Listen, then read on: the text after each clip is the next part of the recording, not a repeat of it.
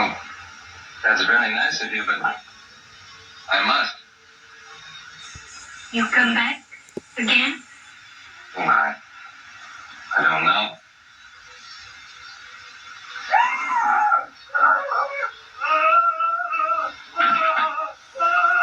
What's that? The house of pain. Followed by Meet the Browns and Tyler Perry's Medea Goes to Berwyn.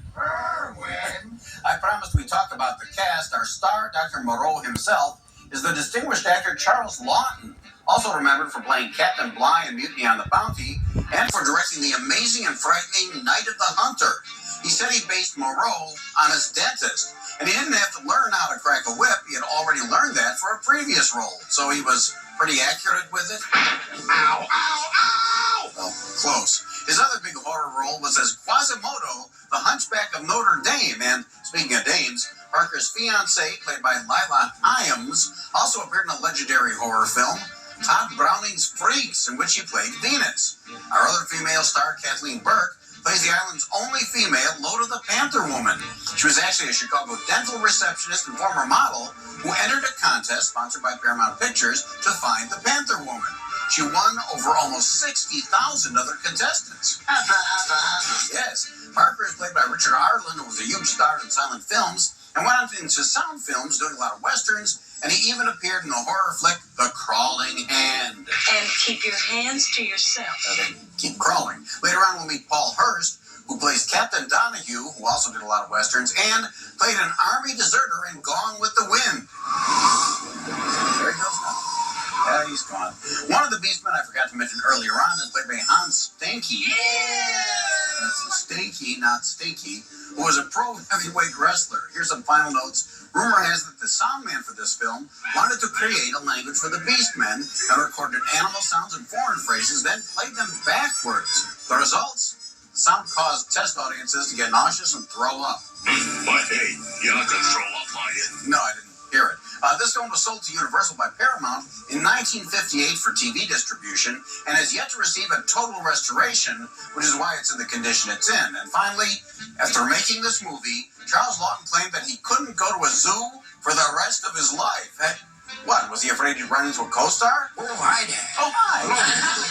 Hello there. How are you? Stinky the Monkey Boy. Hi, Tony. Nice to see you. You know, there must be somebody to this whole idea of turning an animal into a woman. I mean, in Island of Lost Souls, we had that panther girl, Loda. Yeah, it's interesting that animals seem to make really hot women. My dear boy, it would behoove you to speak civilly.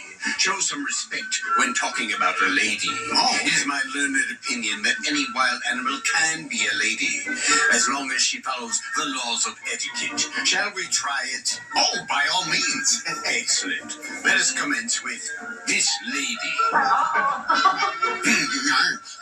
thought we were going to deal with this lady a little further along her evolutionary track. Nonsense. This specimen will do fine. After all, nothing shows off a lady's elegance like a fur coat.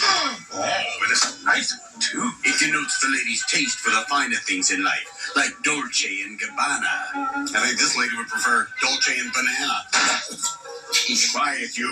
Now, the prudent female can learn a lot about being a lady from noting the mistakes of others. For example, it is impolite to stare. You got funny eyes. And as far as male companionship goes, one must be choosy in picking an escort. A lady should never just grab the first man who comes along. Patience can lead to the divine. And this patient should be swinging from divine.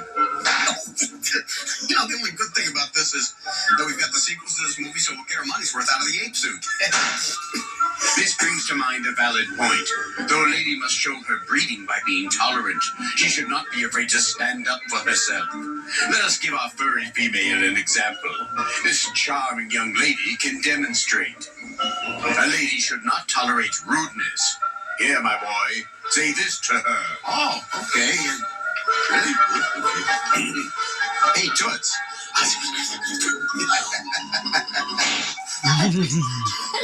There, my simian sweetheart. Do you see how you should react? Hey, believe me, she already has that part down. Well, there you have it. This delightful creature is well on her way to being a true lady. I predict she will easily and confidently reach the heights. Yeah, especially if she climbs the Empire State Building. Oh, come on! That isn't very ladylike. On the contrary, sir, she's once, twice, 3 times a lady. Come on, my dear. After all that stress on your delicate hands, let me treat you to a manicure. Yeah, hooey! My man!